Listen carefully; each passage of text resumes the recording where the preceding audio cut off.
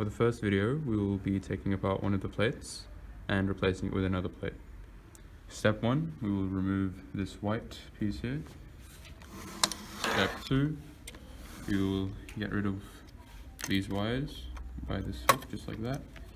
And then step 3, we will get each of these nuts out from inside and then also the outside.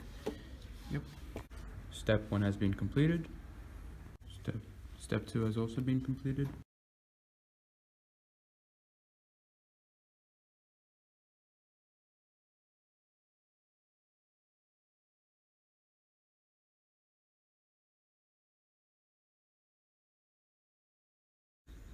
So this has been taken out from there, and it wasn't too hard at all. The only thing hard about this was the wires up here. So they from over here, so the 3 pins that are not attached over there, and plus there were 3 at the back there that go into there.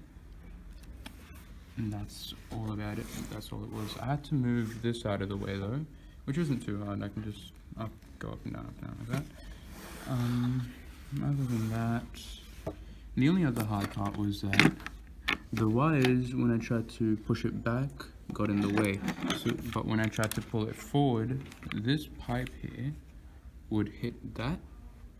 So the hardest part in this is that to actually kind of, first what you have to do is push it down a bit, then you have to push this up, get that out, and then after that pull it out.